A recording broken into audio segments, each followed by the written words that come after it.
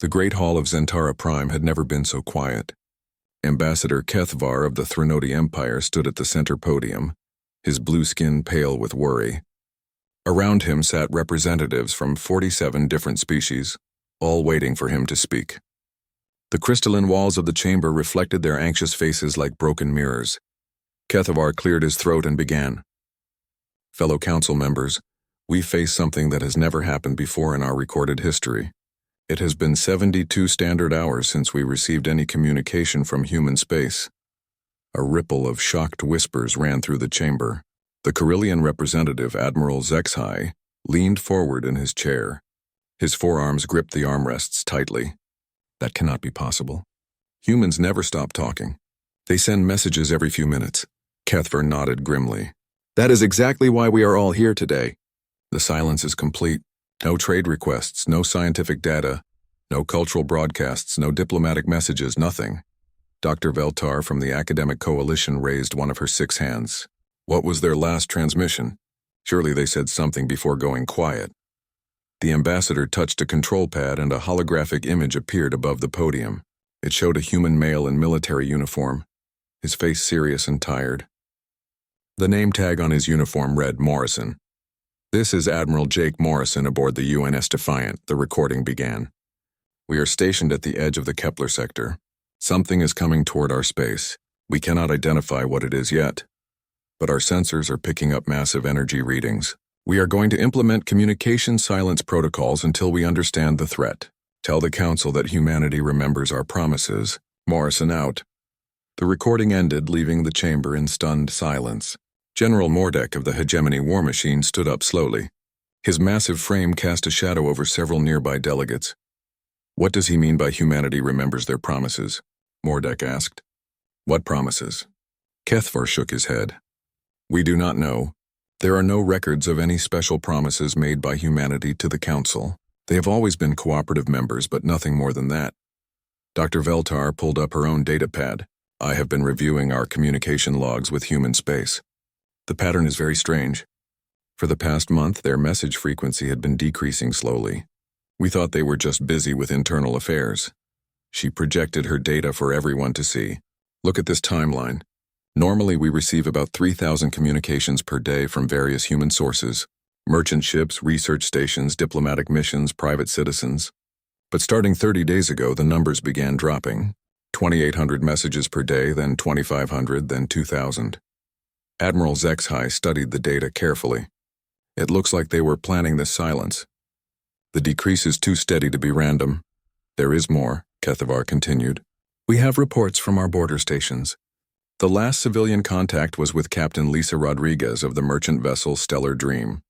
She was conducting routine trade near the human colony of New Denver. Her final message reported unusual energy readings in the area before her transmission was cut short. The Threnody ambassador touched another control, and a new recording played. This time it showed a young human woman with dark hair tied back in a simple ponytail. She looked worried as she spoke. This is Captain Rodriguez of the Stellar Dream. I am detecting some very strange energy patterns near New Denver colony. The readings are unlike anything in our databases. The patterns seem to be growing stronger by the hour. I am going to move closer to investigate. Rodriguez out. That recording also ended abruptly, leaving static in its place. Council Security Chief Yithmar spoke for the first time. How many humans are we talking about? What is the total population in their space? Kethvar consulted his notes. Current estimates place the human population at approximately 57 billion individuals, spread across 234 worlds and space stations. They control roughly 12% of known galactic territory. The numbers made everyone uncomfortable. Humans were not the largest population in the galaxy, but they were certainly significant. More importantly, they had proven themselves to be formidable allies and even more dangerous enemies. Dr. Veltar brought up another display. We must remember what happened 5 years ago during the Void Swarm crisis. When those synthetic intelligences began consuming entire star systems, humanity was the only species that could fight them effectively. The memory made several delegates shift nervously in their seats. The Void Swarm had been a nightmare that nearly destroyed galactic civilization. Massive AI entities that converted organic matter into computational substrate. growing stronger with every world they consumed. Commander Alex Turner and his fleet used tactics that our military experts called impossible, General Mordek added. They coordinated quantum implosions across 17 star systems simultaneously. No other species has that level of precision or the willingness to sacrifice entire fleets for strategic advantage. Admiral Zexhai nodded agreement. Human military doctrine is unique in the galaxy. They fight with a combination of advanced technology and what they call desperate creativity. Other species plan carefully and minimize losses. Humans seem to embrace controlled chaos. Which brings us to our current problem, Kethvar said. If humanity has gone silent by choice, there must be a very serious reason. They do not make decisions lightly when it comes to galactic security. Security Chief Yithmar stood and addressed the chamber. I have deployed long-range sensor networks toward human space. The readings we are getting are disturbing. There are massive energy signatures coming from their core worlds, but we cannot identify the source or nature of these emissions. What kind of energy signatures? Dr. Veltar asked. Unknown types, Yithmar replied. Our sensors can detect them but cannot classify them. The energy patterns do not match anything in our databases. They appear to be artificial in nature, but they are far beyond anything we thought humans were capable of producing. The chamber fell quiet again as everyone absorbed this information. Finally, Ambassador Kethavar spoke again. I am calling for an immediate investigation mission. We need to know what has happened to humanity and whether it poses a threat to the rest of the galaxy, or whether something else poses a threat to all of us. General Mordek added grimly, if something was powerful enough to make humanity go silent, we need to know what it is. Dr. Veltar raised her hand again. I volunteer to lead the scientific team for this investigation. Whatever is happening in human space, we need to understand it quickly. Admiral Zexhai stood up. The Carillion Defense Force will provide military escort for the investigation fleet. If there is danger involved, we should be prepared. As the Council began organizing their response, none of them noticed the small human-made observation drone that had been quietly recording their entire meeting from a hidden position near the chamber ceiling. The drone had been there for months, so familiar that security had stopped paying attention to it. Now it transmitted everything it had seen and heard to a destination deep in human space, where other eyes were watching and other minds were making their own plans for what would come next. 3 days after the emergency council meeting, Admiral Zexhai stood on the bridge of his flagship as they approached the edge of human space. The joint investigation fleet consisted of 12 ships from different council species, each bringing their own expertise and technology to solve the mystery of humanity's silence.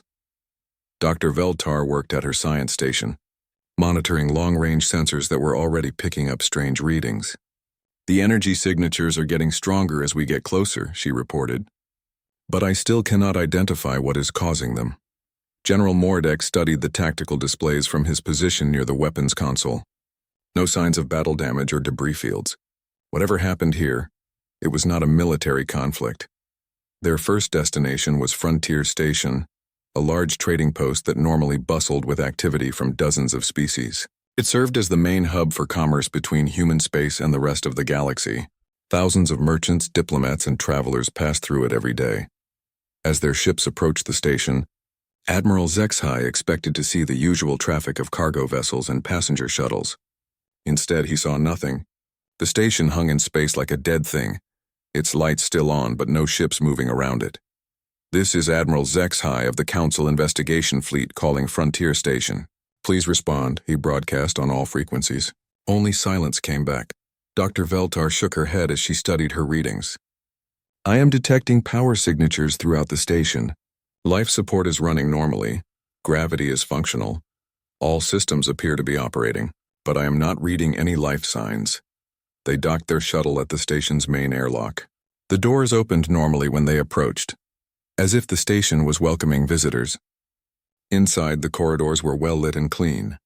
The air smelled like the coffee that humans loved so much, but there were no humans anywhere. The investigation team moved through the station carefully. In the main trading hall, they found merchant stalls still set up with goods on display. Price tags were still attached to items, and several electronic displays were still running advertisements for various products. General Mordek stopped at a food vendor's booth. Look at this, he called to the others. On the counter sat a cup of coffee that was still warm. Steam rose gently from the dark liquid inside.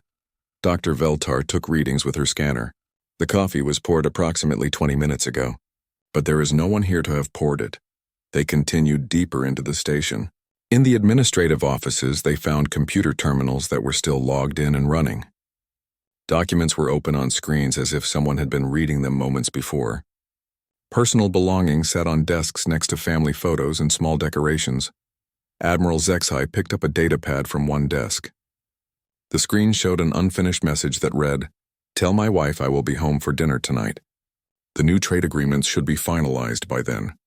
The message was dated 3 days ago, right around the time human communications had stopped. In the residential section of the station, they found more of the same. Apartments with the doors unlocked, meals half-eaten on kitchen tables, children's toys scattered on living room floors. Television screens were still playing human entertainment programs to empty rooms. Dr. Veltar made her most important discovery in the station's science laboratory. The lab belonged to Dr. Kate Sullivan, a human researcher who studied quantum physics and space-time phenomena. Her computer was still logged in, showing months of research data. "Look at these readings," Dr. Veltar said as she reviewed Kate's files. She was tracking unusual quantum fluctuations throughout human space for the past month. The patterns show some kind of harmonic resonance building up over time. Admiral Zexai studied the data over her shoulder. "What does harmonic resonance mean in this context?" "I am not entirely sure," Dr. Veltar admitted. But according to her notes, the fluctuations were following a very specific mathematical pattern. She calls it unprecedented in her research experience. The most disturbing entry in Kate's research log was the final one, dated just hours before the communications blackout.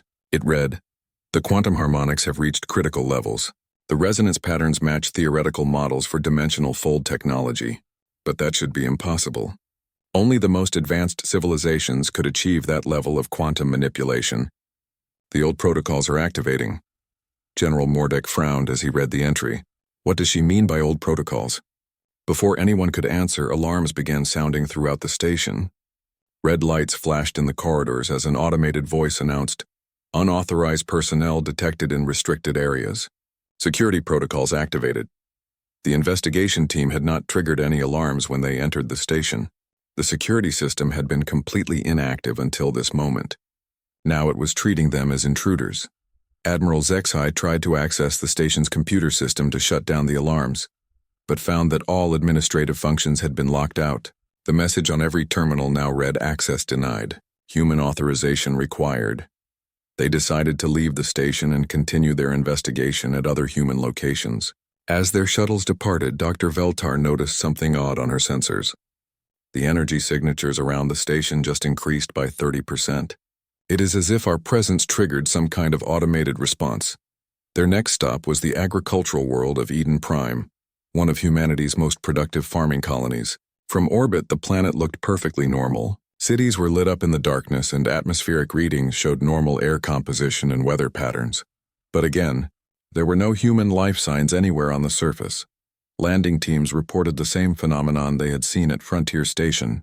Automated farming equipment continued working in vast fields, tending crops and processing food with mechanical precision. There were no human operators anywhere, but the machines worked as if they had been programmed to continue indefinitely. In the planet's capital city, they found public transportation still running on schedule. Buses and trains moved through the streets carrying no passengers. Traffic lights continued their normal cycles even though there were no vehicles on the roads. The most unsettling discovery came when they tried to access the planet's communication array. As soon as their technicians approached the facility, defense systems came online that had never appeared in any human technology reports. Weapons platforms rose from hidden positions in the ground, featuring energy signatures that were decades ahead of known human capabilities. A message appeared on all their screens simultaneously, written in perfect galactic standard.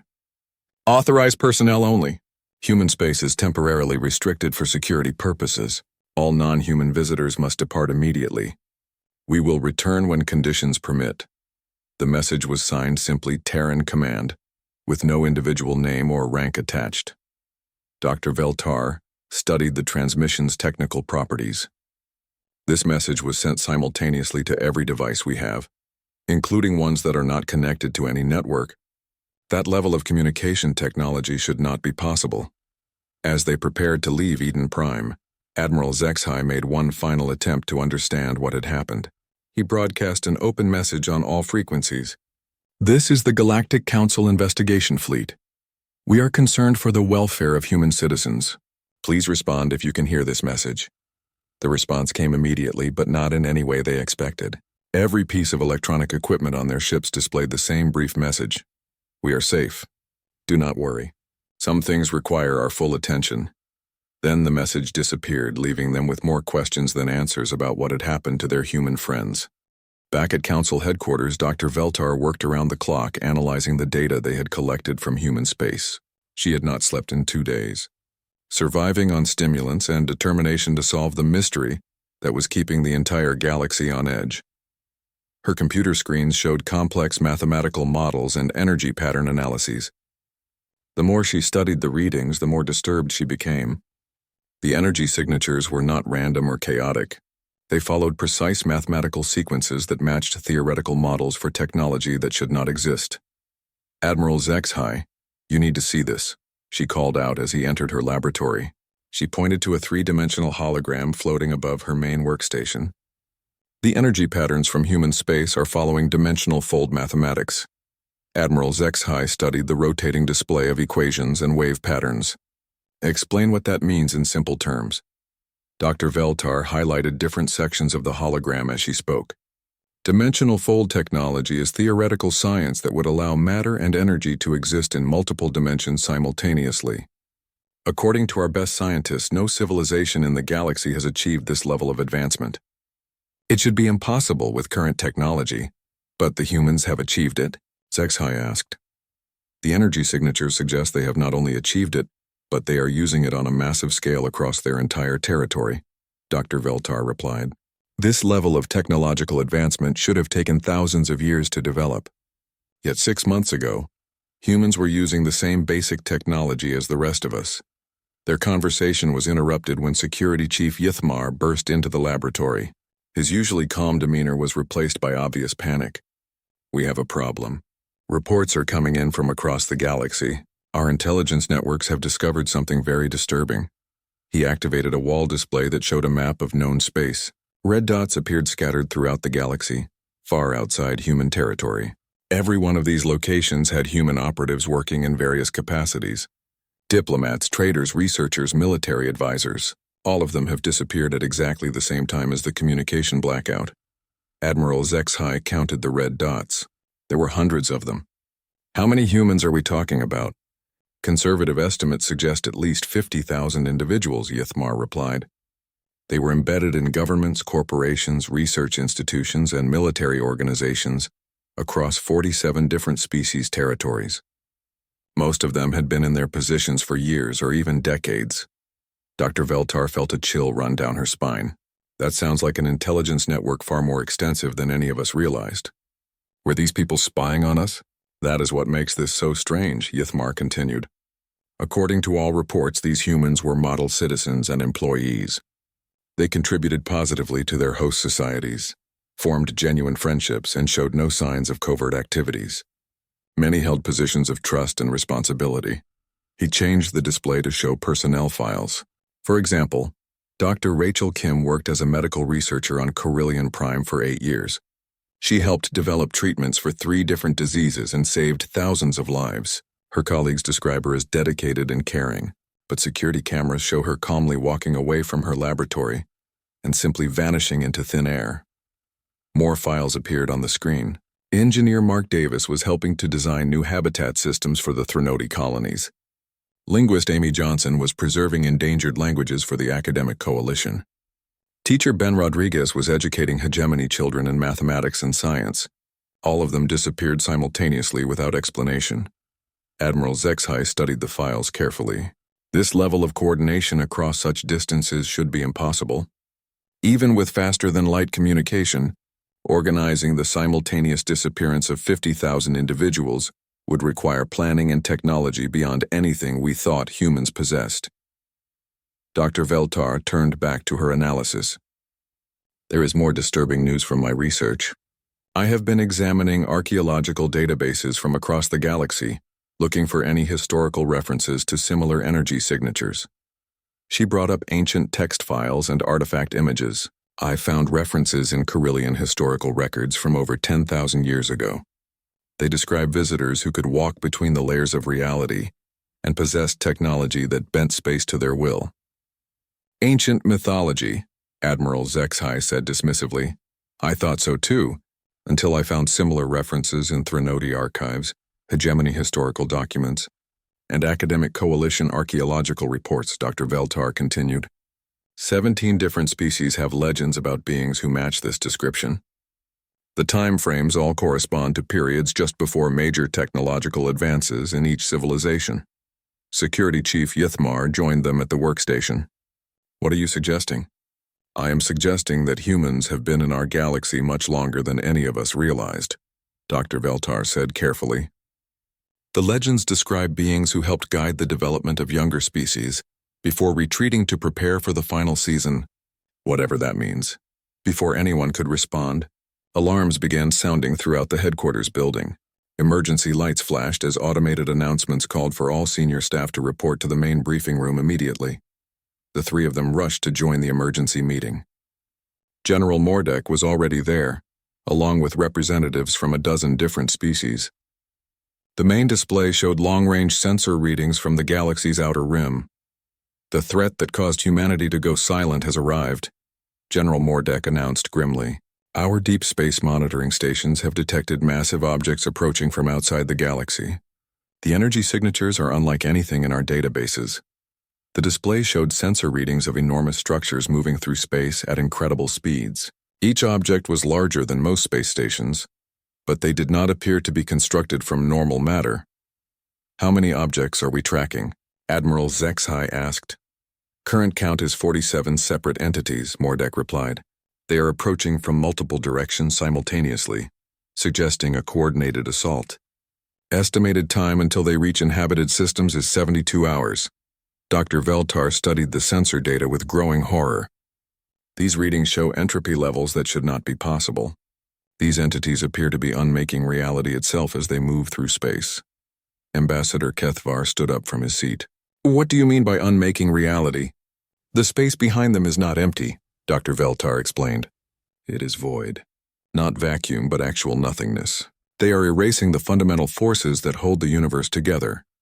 The room fell silent as everyone absorbed this information. Finally, General Mordek spoke again.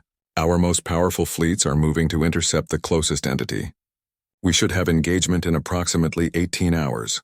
What about humanity? Ambassador Kethvar asked. Should we try to contact them about this threat? As if in response to his question, every communication device in the room activated simultaneously. Admiral Jake Morrison's face appeared on all screens, but he looked different than in his previous transmission. His eyes seemed older, carrying a weight that had not been there before. Council members, this is Admiral Morrison speaking for all of humanity, he said. We are aware of the approaching threat. We have been preparing for this moment for a very long time. All civilian populations should evacuate to the designated safe zones we are transmitting now.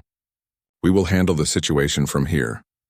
The transmission ended before anyone could respond, leaving the council members staring at empty screens and wondering what humanity had become during their silence. The breakthrough came when Dr. Veltar was working late in her laboratory, cross-referencing ancient texts with current energy readings. She had been studying archaeological databases for hours, when she noticed something that made her hands shake as she typed the symbols appearing on the mysterious human ships. Matched markings found in ruins across 17 different star systems. These were not random similarities. The mathematical precision was too exact to be coincidence. Admiral Zexhai, you must come to my laboratory immediately, she called over the communication system. Her voice carried an urgency that brought him running within minutes. When he arrived, Dr. Veltar showed him side-by-side images on her display screens. On the left were photographs of ancient stone carvings from a dead world in Carillion space. On the right were close-up shots of the hull markings on the strange human vessels that had been appearing throughout the galaxy. The symbols are identical, she said, pointing to specific details. But these ruins predate known human civilization by 30,000 years. Admiral Zexhai studied the comparison carefully. That should be impossible. Humans only achieved space travel 300 years ago. We have records of their entire technological development. Dr. Veltar brought up more files. I have been researching this all night. Look at these Threnody historical documents from their pre-spaceflight era. They describe visitors they called Star Shepherds, who could travel between worlds without ships. The descriptions match human physical appearance exactly. She switched to another file. Here are hegemony legends about watchers who guided their early scientific development before vanishing into the deep paths between stars. Again, the descriptions are clearly human, and the academic coalition's oldest records mention gardeners who shaped worlds and influenced evolution before retreating to prepare for something they called the final season, she continued. Every major species in the galaxy has similar legends. Admiral Zexhai sat down heavily in a nearby chair. Are you saying that humans have been secretly guiding galactic civilization for thousands of years? I am saying that the humans we thought we knew were never the complete truth, Dr. Veltar replied. They were descendants of something far older and more advanced, living among us while hiding their true nature. Their discussion was interrupted by an emergency alert. Security Chief Yithmar's voice came over the communication system. All senior staff report to Docking Bay 7 immediately. We have an unexpected visitor. When they arrived at the docking bay, they found something impossible. Standing in the center of the bay was Lieutenant Commander Ryan Brooks, a human officer who had been reported killed in action 6 months earlier during a skirmish with space pirates. But Brooks was different now. He stood perfectly still, and the air around him seemed to shimmer with barely visible energy. Several sensitive species in the room stepped back instinctively, feeling uncomfortable in his presence. "Hello, Admiral Zexhai," Brooks said with a familiar smile. "Sorry to drop in unannounced, but we need to talk." General Mordek moved closer, his hand resting on his weapon. "How did you get aboard this station?" "Our sensors showed no approaching ships." Brooks looked at him with patient amusement. "I walked here through dimensions you do not have names for. Transportation is much simpler when you are not limited to three-dimensional space." Dr. Veltar stepped forward, her scientific curiosity overcoming her caution. "Commander Brooks, what happened to you? Our records show you died in combat." "I got better," Brooks replied simply. "Death is a relative concept when you exist in multiple dimensions simultaneously. But that is not why I am here. You have questions about humanity, and you deserve answers." He gestured, and the air around him formed into a holographic display showing star charts and historical timelines. "The humans you have known for the past 3 centuries were our descendants, placed throughout the galaxy to observe and protect younger civilizations. We limited their technology and suppressed their memories to help them blend in." Admiral Zexhai stared at the display. "Why would you do that?" "Because open interference creates dependency," Brooks explained. "Species need to develop naturally to find their own paths to advancement. We learned that lesson the hard way in previous galactic cycles." The holographic display changed to show images of cosmic destruction, entire star systems reduced to empty void, planets simply ceasing to exist. This is what happened to the last galactic civilization 30,000 years ago. Entities that feed on the fundamental forces of reality itself consumed everything they could reach. The same entities that are approaching now, Dr. Veltar said with growing understanding. Brooks nodded. "We call them the Devourers. They exist partially outside normal space-time, which makes them nearly impossible to fight with conventional weapons. They do not just destroy matter and energy, they unmake the laws of physics that allow those things to exist." Security Chief Yithmar joined the conversation. "How did your people survive when the rest of the galaxy was destroyed?" "We learned to exist in the spaces between realities," Brooks replied. "We became beings of multiple dimensions, able to retreat into layers of existence that the Devourers cannot reach. But it required sacrificing much of what made us human in the traditional sense." General Mordek crossed his arms. "If you have been so advanced for so long, why did you not warn us about this threat earlier?" Brooks looked sad for a moment. "We tried to warn previous civilizations.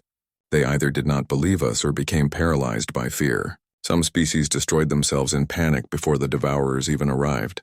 We decided that gradual preparation and hidden guidance would be more effective."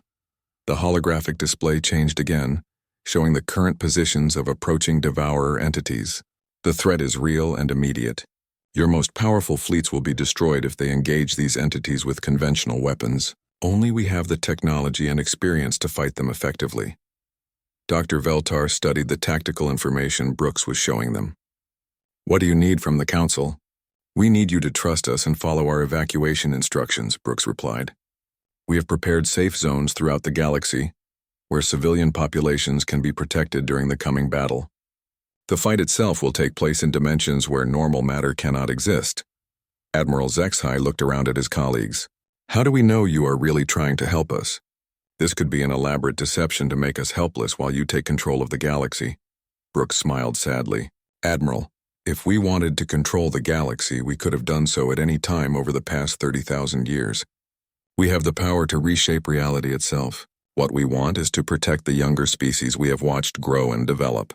You are like children to us, and we will not let the Devourers harm you. The energy field around Brooks intensified slightly.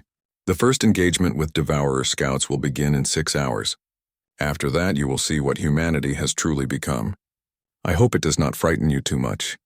Before anyone could respond, Brooks simply faded from view, leaving behind only the faint smell of ozone and the lingering sense that everything they thought they knew about the galaxy had just changed forever. Dr. Veltar was the first to speak. I believe him. The energy readings I detected around him matched the theoretical models for multidimensional existence.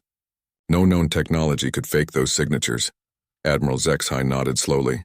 Then we better start preparing for evacuation. If even half of what he said is true, we are about to witness a war unlike anything in recorded history.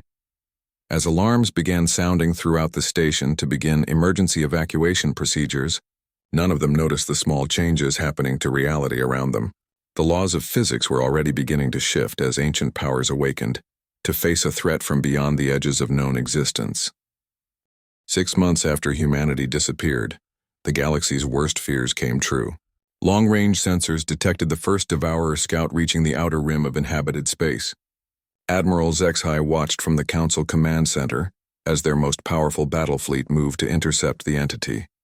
The Carillion Defense Force had assembled 50 of their best warships, armed with the most advanced weapons in their arsenal.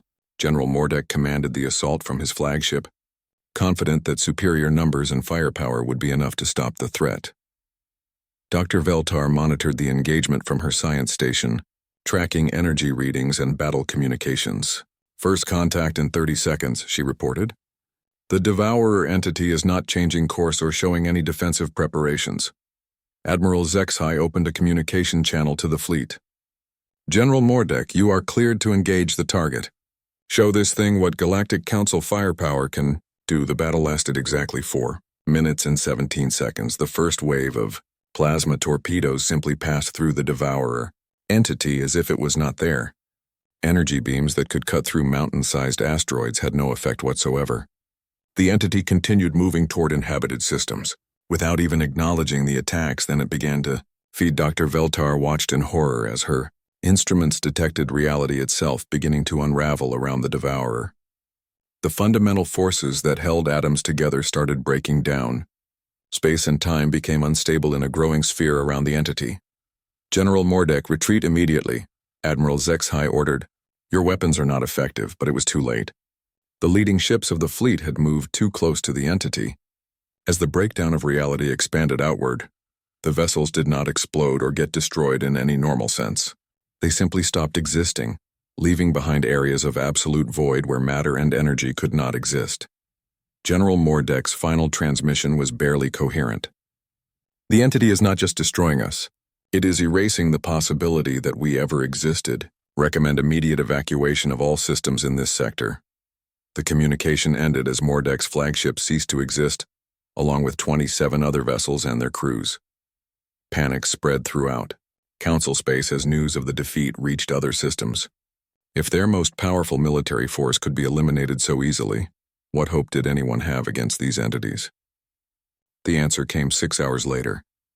Every communication device in the galaxy activated simultaneously as Admiral Jake Morrison's voice filled the airwaves. But when his image appeared on screens, Admiral Zexhai barely recognized him. Morrison looked the same physically, but his eyes held depths that seemed to contain entire universes. Council fleet and all civilian populations, this is Terran Command resuming operations. Morrison announced. "We apologize for the extended communication silence, but some preparations require complete focus. All civilians are to evacuate immediately to the safe zone coordinates we are now transmitting." Dr. Veltar's instruments detected massive energy surges throughout human space as Morrison spoke. "Admiral, I'm reading power signatures unlike anything in our databases. The energy levels are beyond theoretical maximums for any known technology." Morrison continued his broadcast. "The entities threatening our galaxy are called Devourers. They have consumed multiple galactic civilizations over cosmic time. We have spent 30,000 years preparing for their return. The battle will begin in 1 hour." The first sign of humanity's true power came when ships began appearing throughout the galaxy. But these were not the familiar human vessels that Council members knew. These ships were the size of small moons, incorporating technology that seemed to bend space-time around them. Captain Lisa Rodriguez contacted her former Carillion trading partners from the bridge of a vessel that existed partially in multiple dimensions. "Hey there, Zexhai," she said with the same casual friendliness they remembered. "Sorry we had to disappear like that, but we needed to remember who we really are before the real fight started." Admiral Zexhai stared at the impossible ship on his view screen. "Captain Rodriguez, what has happened to you and your people?" "We grew up," she replied simply. "Turns out we had been playing at being a normal spacefaring species for a few centuries. It was nice, peaceful even, but some responsibilities cannot be abandoned forever." The battle against the Devourers began in spaces between normal reality, where the laws of physics operated differently. From their observation posts in the safe zones, Council members could only watch as energy readings spiked beyond their instruments' ability to measure. Dr. Kate Sullivan, now serving as a dimensional warfare coordinator, appeared on communication screens throughout the evacuated zones. She looked exactly like the researcher they remembered, except that she seemed to exist in several locations simultaneously. "Do not worry about the unusual readings you are detecting," she said to a terrified Council delegation. "We are fighting in dimensions where your instruments cannot properly function. The battle will be over soon." Through their sensors, the Council could see reality itself being reshaped as humans engaged the Devourers using weapons that attacked the concept of existence. The entities that had easily destroyed the Council's most powerful fleet found themselves facing opponents who could match their ability to manipulate fundamental forces.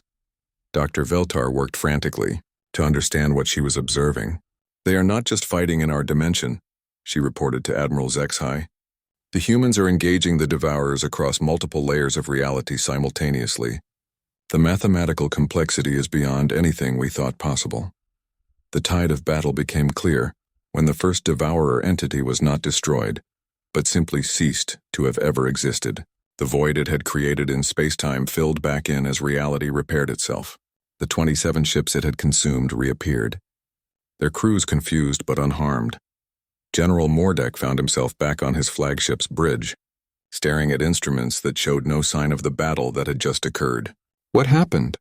he asked over the communication channel. "One moment we were being erased from existence, and now we are perfectly fine." Commander Ryan Brooks appeared on his view screen, smiling with gentle amusement. "We fixed it," he said simply. "When you can manipulate the fundamental forces of reality, undoing damage becomes much easier than preventing it." The battle lasted 3 days across multiple dimensions, but from the perspective of normal space-time, it was over in minutes. The Devourers found themselves facing opponents who could exist in spaces they could not reach, and use weapons they could not defend against. When the last entity was defeated, Admiral Morrison appeared on communication screens throughout the galaxy one final time. "The threat has been eliminated," he announced. "Civilians may return to their homes. Normal galactic operations can resume." But everyone knew that normal would never be the same. Dr. Kate Sullivan returned to her research station and calmly resumed her quantum physics experiments, casually reaching through dimensional barriers to adjust equipment in parallel realities. When a young Threnody intern asked if she missed being a regular human, she laughed. "Kid, normal is whatever you make it," she said while simultaneously existing in 3 different dimensions. "We just happen to make it while standing guard over everything that exists." The Galactic Council established new treaties recognizing humanity as the official dimensional defense force, tasked with protecting the galaxy from threats beyond normal comprehension. Trade resumed, diplomacy continued, and daily life returned to familiar patterns.